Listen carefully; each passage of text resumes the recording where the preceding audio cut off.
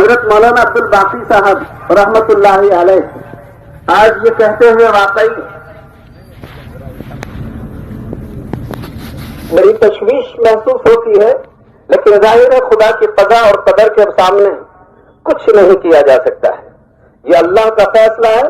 ان وعد اللہ حق، اللہ کا فیصلہ عدل ہے. جس کی باری آئے وہ برابر وقت پر دنیا سے رخصت ہونے والا ہے. لہذا کس نے سوچا تھا کہ مولانا عبد الباقی صاحب کو کل تک مدد اللہ العالی دامت برکاتہم کہتے تھے، اور کل دوپہر سے ہی ان کو رحمت اللہ علیہ اور نور اللہ مرقدہ کہنا شروع کر دیا گیا ہے. یہ اللہ کا فیصلہ ہے. اور اللہ تعالیٰ قرآن مجید میں فرماتے ہیں کل من علیہا فان، کوئی کتنا ہی خوبصورت رہے، جب اس کی باری آئے گی تو پھر وہ کسی سے ٹلنے والی نہیں ہے. اور یہی کیفیت ہے جانے والے کی.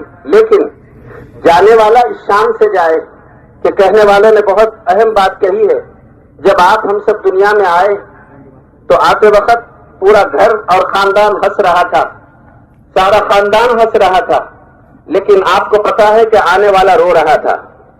ہر بچے کی پیدائش کے وقت یہی کیفیت بنتی ہے، جب وہ دنیا میں آتا ہے تو روتے ہوئے آتا ہے. اگر وہ نہ رویا تو سمجھیے کہ بچہ مردہ ہے. تو بچہ تو رو رہا تھا لیکن سارا خاندان ہنس رہا تھا. جاتے وقت ہماری ایسی کیفیت بننی چاہیے کہ جب ہمارا جنازہ جا رہا ہو تو پورا علاقہ، خاندان اور سب معاشرہ رو رہا ہو، لیکن خود کا جنازہ ہنستا ہوا دنیا سے جا رہا ہو. یہ کیفیت اس وقت بنے گی جب ہم مرضی مولا کے تابع بن کر اپنی زندگی گزاریں گے. حضرت مولانا عبد الباقی صاحب رحمت اللہ علیہ، اللہ تعالیٰ نے ان کو بہت ساری صفات سے مالا مال فرمایا تھا. ان کے اندر اللہ نے ہزاروں خوبیاں عطا فرمائی تھی، اس میں کوئی شک نہیں ہے.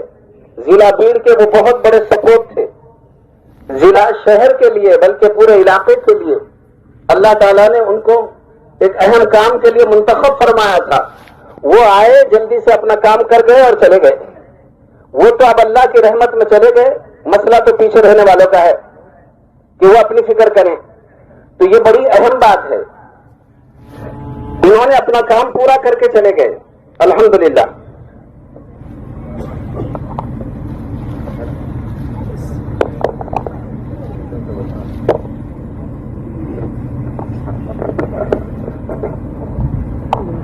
جن لوگوں کا دیدار ہوگا آ جائیے. سب کیوں خالی ہے؟ ادھر حی علی الصلاۃ کی طرف صفے اور یہ حی علی الفلاح کی طرف بہت جگہ ہے، اور یہ پورا دیدار گیا. چونکہ 10 بج گئے تو اٹھانا ہے جنازے کو، اس لیے آپ اس کی فکر کر لیں. 10 بجے کے بعد آپ یہ مت فکر کیجئے کہ اس کے بعد آرام سے ہم دیدار کریں گے. جس کا ہو گیا ہو گیا. کتنے بج رہے ہیں؟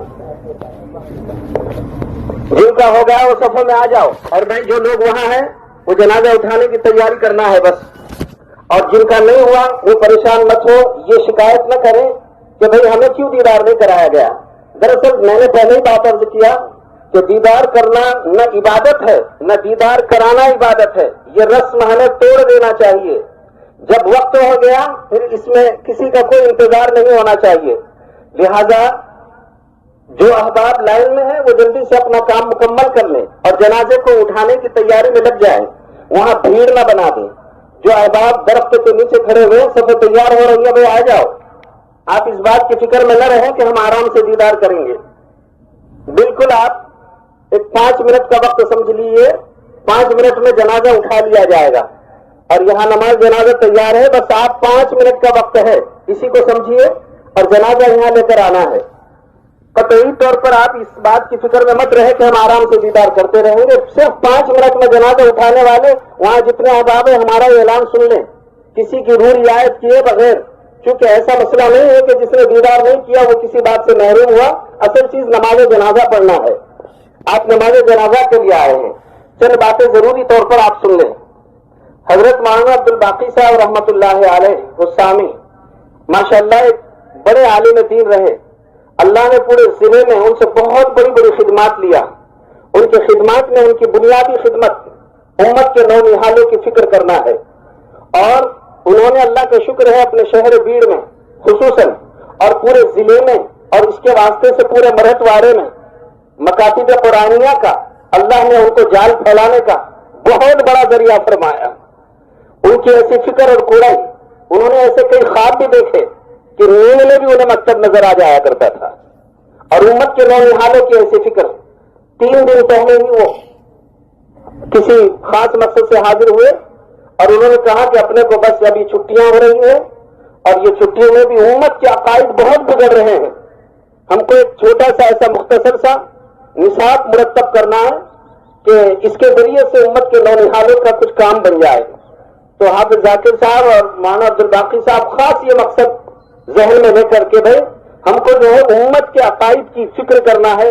امت غیر محسوس طریقے سے مرتد ہو رہی ہے، ان کے بارے میں ہم کو چھٹیوں کا ایک نصاب بنا کر باضابطہ ایک مدرسہ شروع کرنا ہے غیر اقامتی، یعنی چند لوگوں کا 3 دن کا 40 دن کا. ابھی ان کی تازہ فکر تھی، میرا یقین ہے فرشتے نامہ اعمال میں یہ لکھ چکے ہیں ان کا.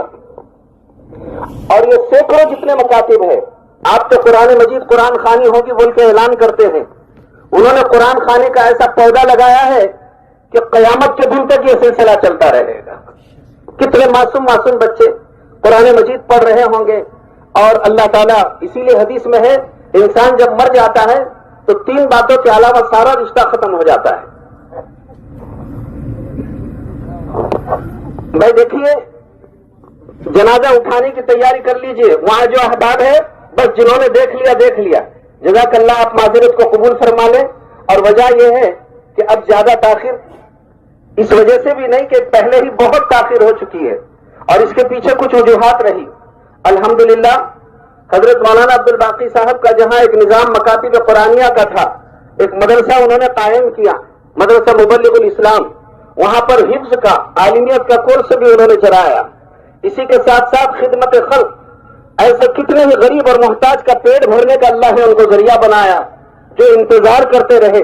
اور امت کے گھر گھر جا کر انہوں نے غلہ اناج جمع کیا اور اس کو ضائع ہونے سے بچایا. پہلی بات تو اکریم الخبزہ، روٹی کی عزت کرو، اس پر انہوں نے سب سے زیادہ عمل کیا اور نالیوں میں ادھر ادھر پھینکنے سے بچا کر امت کے پیٹ میں وہ غلہ اور اناج کو ڈالنے کی فکر کر کے خدمت خلق کا ایک شعبہ شروع کر دیا تھا.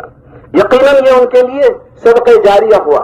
اور تیسری بات، مجلس علماء ضلع بھیڑ میں ایک انتہائی متحرک اور فعال رکن تھے. ساری ذمہ داریاں وہ سنبھالنے کی فکر کر لیا کرتے تھے اور جس کام کے لیے انہیں بلایا جائے ماشاءاللہ ہر چیز میں بڑھ چڑھ کر وہ حصہ لیتے تھے. گھرانہ پورا دعوت اور تبلیغ سے جڑا ہوا.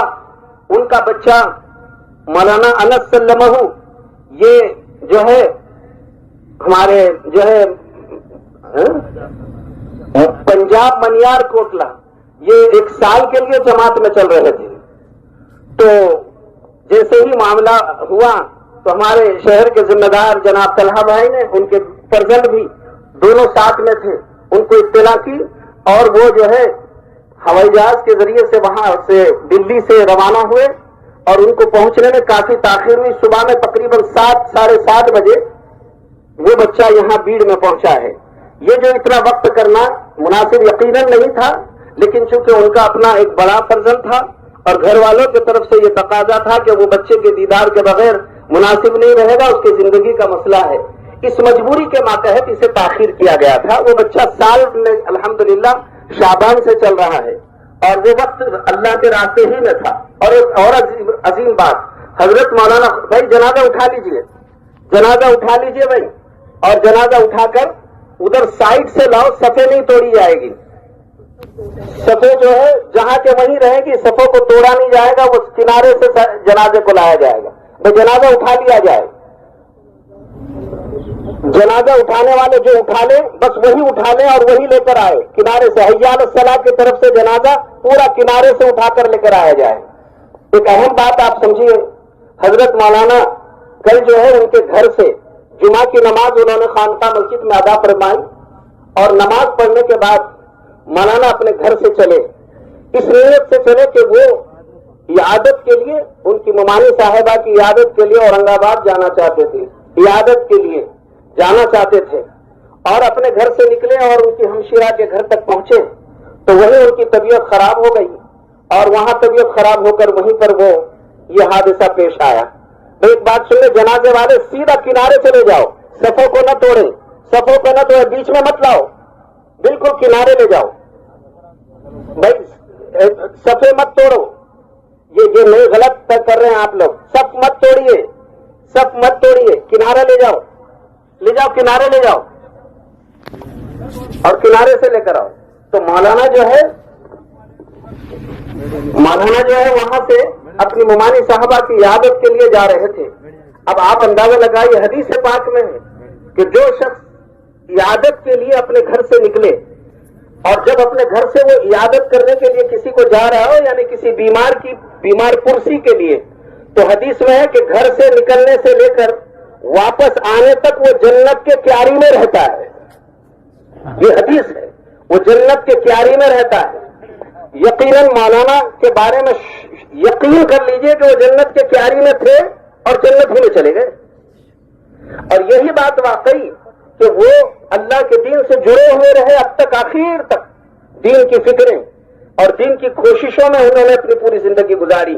اب ان کے جو کام ہے ہم سب طے کریں، مل جل کر آگے بڑھانے کی فکر کریں گے انشاءاللہ۔ اور کاموں کی قدر کرو بھائی، جو کام ہو رہے، جو لوگ کرنے والے ہیں، قدر کرو۔ ہم لوگ جانے کے بعد اس بات کا وہ کرتے ہیں اور زندگی میں ان باتوں کی فکریں نہیں کرتے ہیں، ہمیں فکر کرنے کی ضرورت ہے۔